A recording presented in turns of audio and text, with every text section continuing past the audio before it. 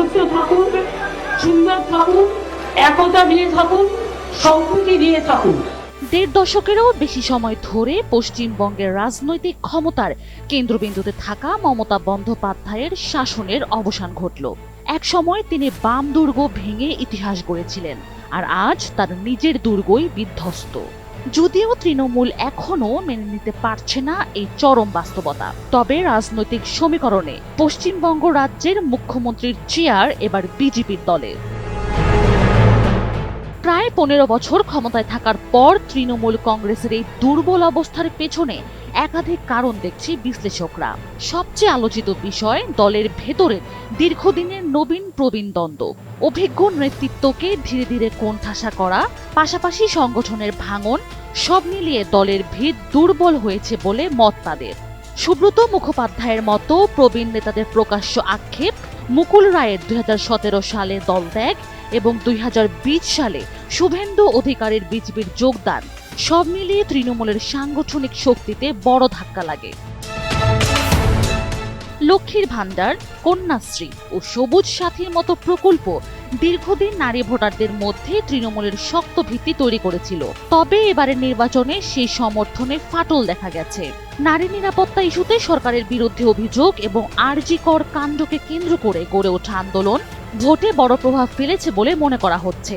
আর এর প্রতিফলন দেখা গেছে পানিহাটিতেও, যেখানে তৃণমূলের শক্ত ঘাঁটিতে আরজি কর কাণ্ডে নির্যাতিতার মা বিজেপির প্রার্থী হিসেবে জয় পেয়েছেন। দুর্নীতি, কাটমানি সংস্কৃতি, সিন্ডিকেট রাজ এবং প্রশাসনিক ব্যর্থতার অভিযোগ দীর্ঘদিন ধরে তৃণমূলের বিরুদ্ধে উঠছে। বিশ্লেষকদের মতে পশ্চিমবঙ্গের রাজনৈতিক ইতিহাসে এত দীর্ঘ সময় জুড়ে একসঙ্গে এত অভিযোগ আর কখনো এত তীব্রভাবে সামনে আসেনি। একই সঙ্গে কর্মসংস্থান সংকট নিয়েও অসন্তোষ বেড়েছে। তাই ভোটের আগে বেকার ভাতা চালু হলেও তা জন অসন্তোষ কমাতে পারেনি বলে দাবি বিশ্লেষকদের। রাজনৈতিক পর্যবেক্ষকদের মতে দীর্ঘদিন মুসলিম ভোটের বড় অংশ তৃণমূলের দিকে থাকলেও এবার সেই সমীকরণে পরিবর্তন এসেছে। অন্যদিকে হিন্দু ধর্মীয় প্রকল্প ও মন্দির উন্নয়ন উদ্যোগ নিলেও তা ভোটে বড় প্রভাব ফেলেনি বলে মনে করা হচ্ছে। তাই বোঝাই যাচ্ছে এই সফট হিন্দুত্ব কাজে আসেনি। রাজ্যের বেশিরভাগ হিন্দু বরং হিন্দুত্ববাদী বিজেপিকেই বেছে নিয়েছেন। এবারের নির্বাচনে নির্বাচন কমিশনের কঠোর ভূমিকা এবং প্রায় 2,40,000 কেন্দ্রীয় বাহিনীর মোতায়েন ছিল নজিরবিহীন। তফসিল ঘোষণার পরে নির্বাচন কমিশন রাজ্য প্রশাসনের উপর নিয়ন্ত্রণ বাড়ায় এবং বিভিন্ন জেলায় জেলা শাসক ও পুলিশ সুপারদের রদবদল করে।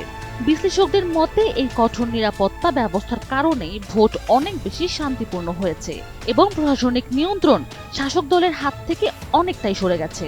তৃণমূলের একাধিক অভিযোগ সত্ত্বেও কমিশনের কঠোর অবস্থান শেষ পর্যন্ত ভোটের গতি প্রকৃতিকে বড় ভূমিকা রেখেছে বলে ধারণা করা হচ্ছে। সব মিলিয়ে পশ্চিমবঙ্গের রাজনীতিতে এক বড় পরিবর্তনের ইঙ্গিত স্পষ্ট হয়ে উঠেছে। দীর্ঘ শাসনের পর তৃণমূল কংগ্রেস এখন কঠিন রাজনৈতিক বাস্তবতার মুখে। অন্যদিকে বিজেপির উত্থান রাজ্যের ভবিষ্যৎ সমীকরণকে নতুন দিকে নিয়ে যেতে পারে। এখন দেখার অপেক্ষা এই পরিবর্তন কতটা স্থায়ী রূপ নেয়। Sanjida Afrin, NTV online.